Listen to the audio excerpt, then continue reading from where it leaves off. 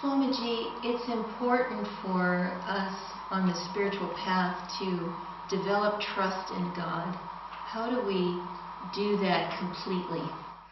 Well, inasmuch as God is conscious of our every thought, we have to give him a chance to answer our prayers, to be with us. If we never think of God in the second person, we just think he's some abstraction, it's easy for us to see the suffering in this world and think, how could he love man? But on the other hand, if we talk to him and try to practice his presence, we discover that he's very loving. We can't help feeling that in that love there's got to be trust. You can't not trust him. In fact, the philosophy of karma solves everything. That when people act wrongly, they get wrong results. It's action and reaction. And the suffering in this world is not God's not loving us. It's our not loving ourselves, you might say.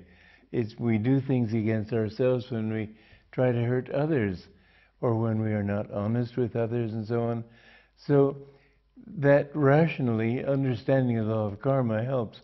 But keeping the presence of God in our minds and talking to him, I would say just as an experiment, try it for a week.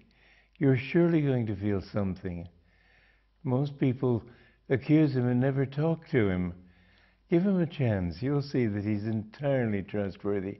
The only being, you might say, in the universe, of course he's the only being who exists in the universe, but thinking of him as apart from his creation, he is the only one who is absolutely trustworthy, unbribable. He's always on your side. And there was a play being put on by children, and there was a little girl in the cast who was very nervous, and one of the parents stood up and said, "Come on, Susie, we're on your side."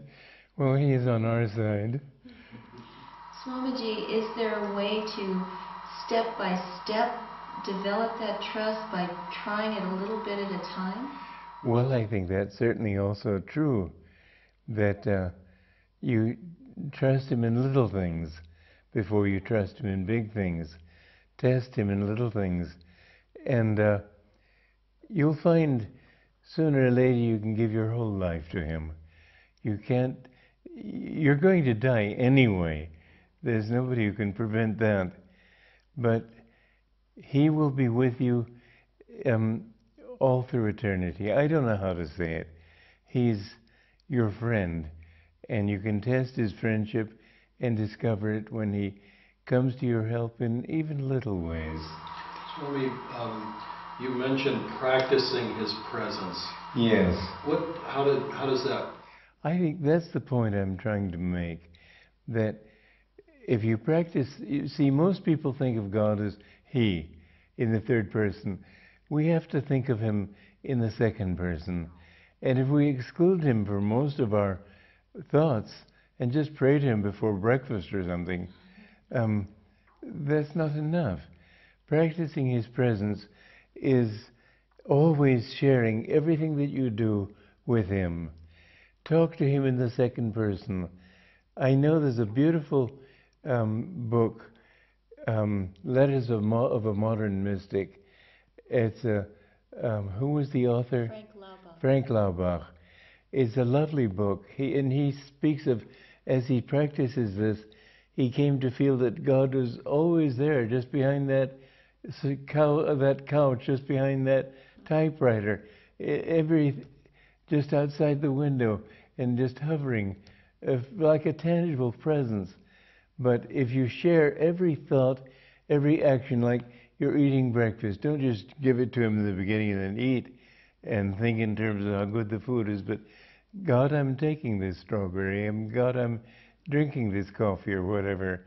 Everything that you think, everything that you do, when you take a walk in the evening, or for example, go alone and try to feel it's his energy. Don't speak, don't be involved in the world, but feel it's his energy moving your body, talking to you through the sounds that you hear. he'll become a very living presence for you then. It always amazes me when people say that he seems so strange to them, but that's because they're strange to him. They're strangers to him. Swamiji, you talk about developing trust, but to our limited perspective, we see good things happening to bad people and bad things happening to good people. How does it reconcile? Well, again, I've talked of the law of karma. Even the best of people, as long as they have karma, will have to pay that karma off. They may be good people now, but who knows what they were before? They may be bad people now, but they may have been very good before. We have, unfortunately, in this long pilgrimage to finding God, we have to go through a very winding path. And sometimes people act good and feel kindly toward people and so on, but then comes a time when they say, I'm tired of being kindly. I know I read recently in Newsweek, I think it was, of some woman who had said, I'm tired of being a good girl. I'm just going to get out and be nasty and get my own. And she was boasting because she was really going up in her profession. She was getting more success by bullying people and so on. Well, it might work for a while. I'd say that any success she has is due to good karma, but people don't realize the extent to which karma rules their lives. They think, I do it because I want to. What makes them want to? It's the conditioning of their own karma. When we're experimenting with this, trying to practice the presence of God, trying to trust Him more, how can we know in our hearts that the guidance we're receiving is true? Well, I've found that when you do a good thing, for example, if I give something to somebody, share some of my wealth with somebody, if I have wealth, or whatever it might be, that I feel happy. The trouble is, and this is why it's not so easy to find God, I know Master posed the question, my Guru posed the question, is it easy to see it all? No, of course it's not easy. He said it's very difficult. Do you think that a good dramatist would make his plot obvious? He tries to put out all sorts of false clues and red herrings and so on. So God does that with this universe.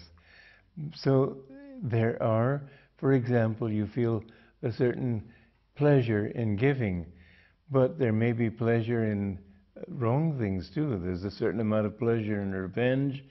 There's certainly pleasure in taking and getting for yourself.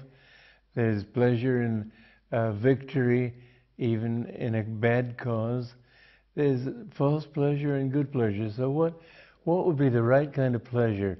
I would say that it would have to be a kind of pleasure that makes you feel free inside, that makes you feel that your joy includes the welfare of other people.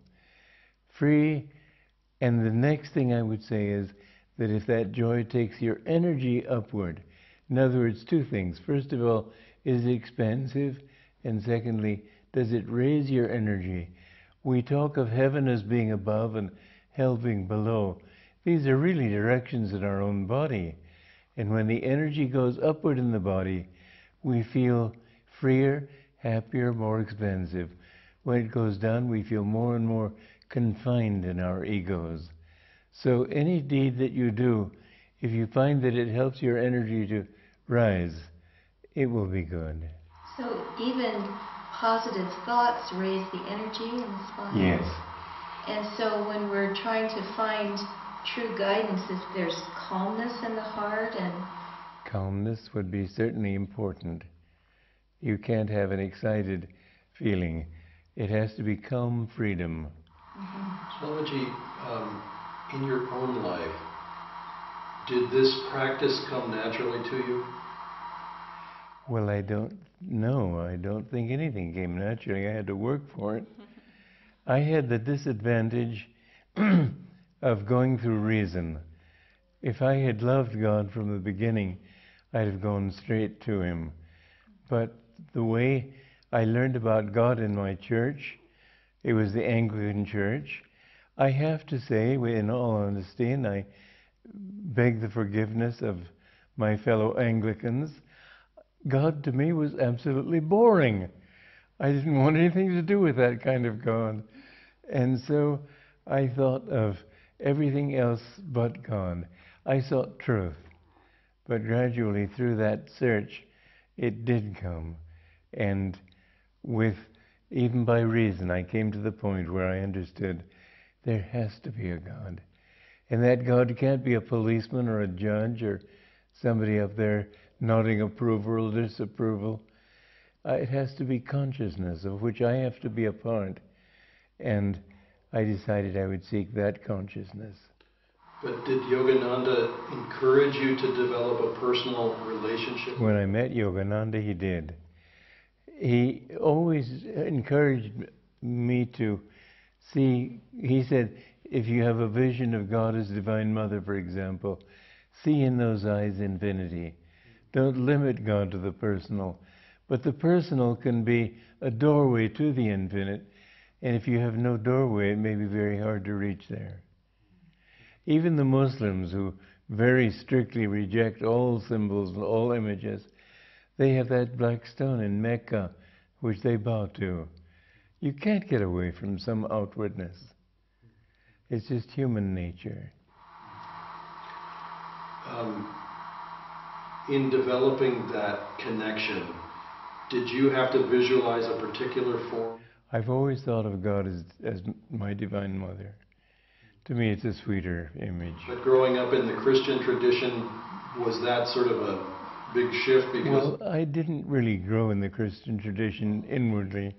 I was exposed to it. I was raised in it. But I rejected it, I'm afraid. Now, I think that when I met Yogananda and I found that he loved God as the Divine Mother, then I took that. He said, Mother is closer than the Father. If you make a mistake, the Father may kick you out of the home, but the Mother will always love you. She'll always try in some way to help you. So I needed that kind of love. Like a black man who was asked in court, how do you plead? And he said, Your Honor, I plead for mercy. And I think that's what we need, is love from God, not judgment.